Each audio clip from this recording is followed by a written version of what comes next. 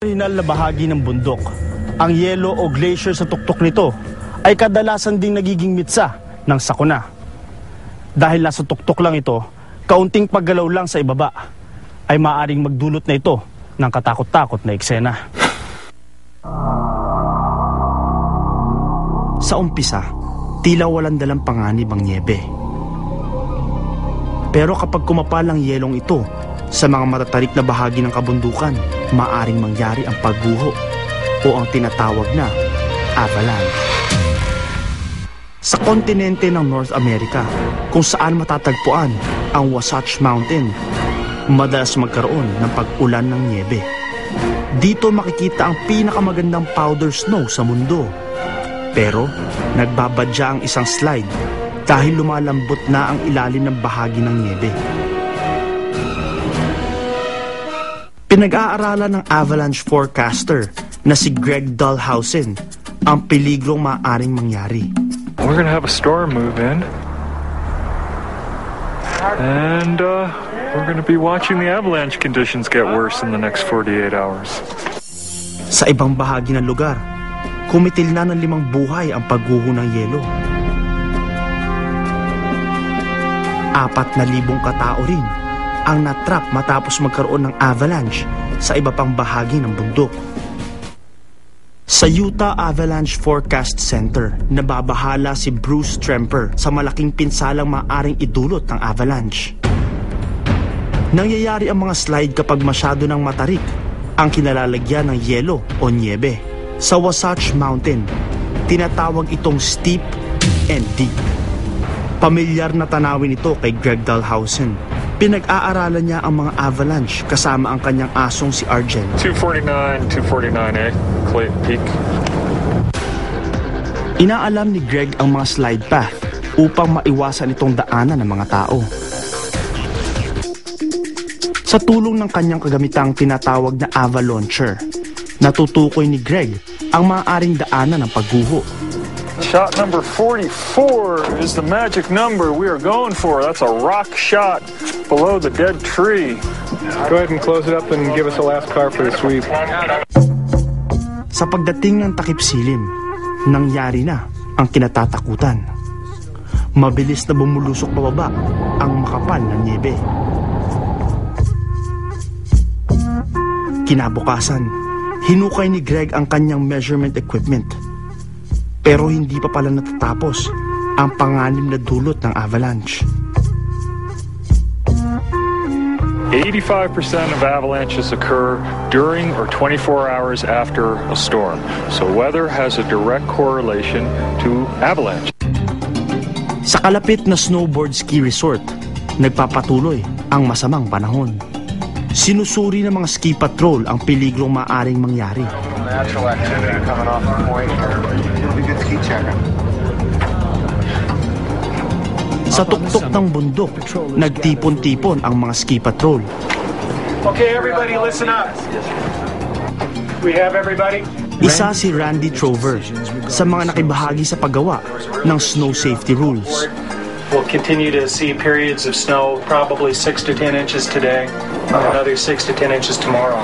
Mapanganib at malalaking avalanche o pagguho ang inaasahan nilang mangyari. Matapang na hinarap ito ng ski patrolman na si Jim Collinson. Avalanche control is a very inexact science. You know, an avalanche needs a trigger, and humans make great triggers. Pero minsan, maging sila ng mga eksperto, nagkakamali ng tansya at nalalagay sa panganib ang kanilang mga buhay. Ito ang mga karanasang naglalagay sa isang tao sa bingit ng kamatayan. Mabusising pinag-aaralan din ng avalanche professional na si Carol Killeberth ang peligro dala ng pagguho. Ang instability o madalas na paggalaw ng lupa ang isa sa dahilan ng pagkakaroon ng slides. Did you notice any weak layers in the new snow when you were out yesterday? Isa ring dahilan ang mahinang pundasyon ng lupa sa mga kabundukan. Gumawa sina Carol ng isang snow pit upang malaman kung gaano kalawak ang avalanche na posibleng mangyari sa lugar. Maybe check out the interface with the old snow surface. The avalanche hazard can increase in a matter of minutes. Honestly, it can increase so fast. Sa kabila ng nakaambang panganib, nagpunta pa rin sa lugar si Kami Coyle kasama ang kanyang pinsan. Lumabag sa panuntunan sina Kami dahil wala silang suot na locator beacons na ginagamit upang matagpuan ang sinumang matrap sa avalanche. Sa kabilang ski area naman, namataan din ni Jim ang dalawang lalaking nag-ski malapit sa danger zone. Come here. I don't know if you know how things work around here, but that's a closed area because of avalanche danger. Everything's running today. You know, there's just no excuse. This is the minimum. The sheriff's the maximum. Ilang sandali pa, nagdesisyon na sina Joe na pwersahan ang pabagsakin ng niebe bago pa ito mawala sa kontrol. Ginamit ni Joe ang avalauncher upang pasabugin ang avalanche. Ready to fire? Fire.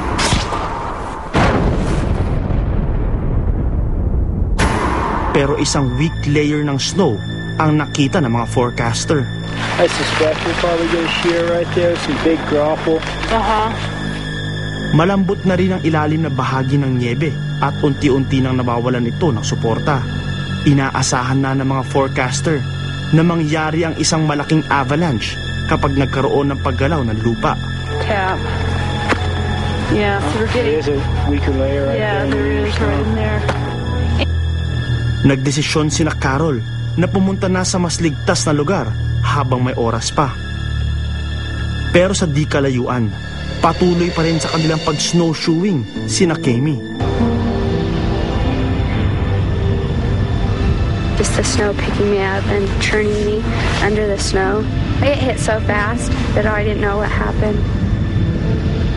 Walang magawa ang pinsan ni Kami habang unti-unti siyang nilalamon ng avalanche.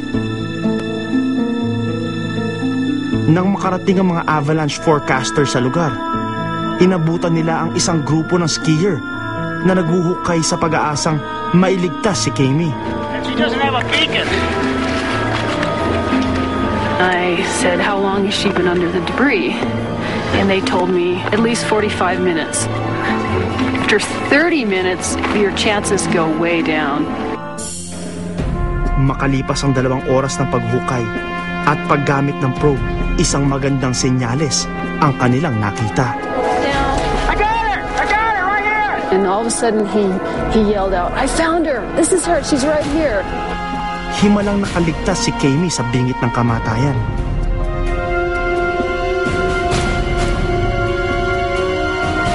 Sa kabila nito, itinuring ang avalanche season na ito sa Utah bilang isa sa pinakamapanganib.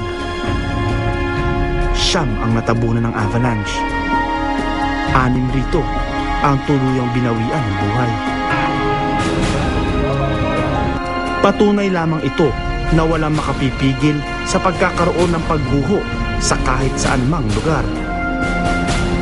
Ang mahalaga, maging alerto upang malayo sa peligro. Paano nga ba makakaiwas sa peligrong hatid ng slides? Alamin sa pagbabalik ng Anatomy of a Disaster.